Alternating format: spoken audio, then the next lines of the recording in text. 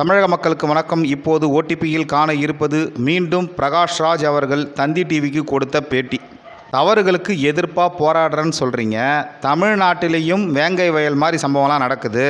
ஆனால் நீங்கள் பிஜேபியை பற்றி மட்டும்தானே பேசுகிறீங்க அப்படின்னு கேட்டதுக்கு, நானே எல்லா விஷயத்தையும் பேசிகிட்டு இருக்க முடியாது. 10 விஷயம் இருக்குன்னா ஒன்று நான் பேசுகிறேன், நீங்கள் பேசுங்க.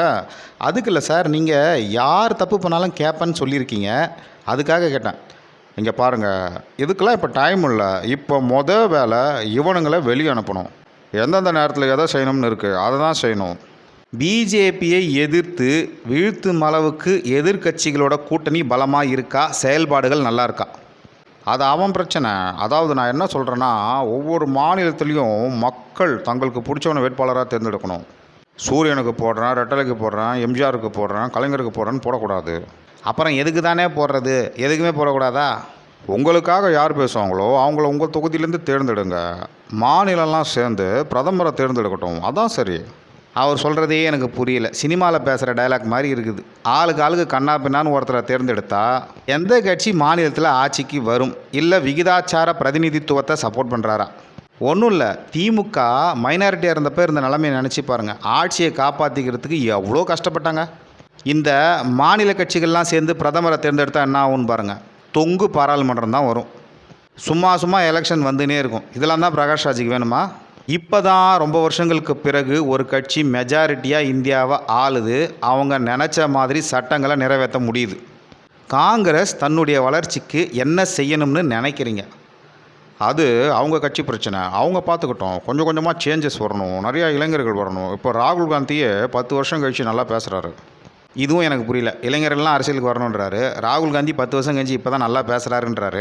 இப்போ கண்டிப்பாக ராகுல் இளைஞர் கிடையாது. இன்னொரு 10 வருஷத்துக்கு அவர் ஆட்சிக்கு வர முடியாது. அதுக்கப்புறமும் டவுட்டு தான். எப்படி பார்த்தாலும் வயசானவராக தான் அவர் இருப்பார். மக்கள் தான் உணரணும். எதிர்கட்சி ஜெயிக்குதுன்னா எதிர்கட்சி ஜெயிக்கலை, ஆளுங்கட்சி தோக்குது. நீ பண்ண ஆட்சி மக்களுக்கு பிடிக்கலை, அதனால் உன்னை தோக்கடிச்சிட்டாங்க. மக்கள் தான் உணரணும். ஒவ்வொரு தனி மனிதன் கிட்டே இருந்து மாற்றம் வரணும்னு சினிமா மாதிரி பேசுகிறாரு. ப்ராக்டிக்கலாக எதையும் பேசலை. சரிங்க, பிஜேபியை வீழ்த்த முடியும்னு நினைக்கிறீங்களா? அதுக்கு என்ன திட்டம் இருக்குது? எதிர்கட்சிகள்கிட்ட அவ்வளோ பலம் இருக்கா? இதுக்கு தான் ஓரளவுக்கு ப்ராக்டிக்கலாக சொன்னார். நான் கர்நாடகா, ஆந்திரா, தமிழ்நாடு, தெலுங்கானா, கேரளா எல்லா இடத்துலையும் மக்கள்கிட்ட பேசிட்டேன். கண்டிப்பாக பிஜேபி இந்த தடவை 200 சீட்டு கூட வராது. அப்படி தோற்று போனால் அதுவும் எதிர்கட்சிகளோட வெற்றி கிடையாது, இவங்களோட ஆட்சி சரியில்லைன்றதுக்காக மக்கள் கொடுத்த தீர்ப்பு. என்னுடைய சந்தேகம் என்னன்னா, தமிழ்நாடு, ஆந்திரா, கேரளா, தெலுங்கானான்னு எல்லா பகுதியிலையும் மக்கள்கிட்ட பேசிட்டேன், முடிவு எனக்கு தெரிஞ்சு போச்சுன்னு சொல்கிறீங்க.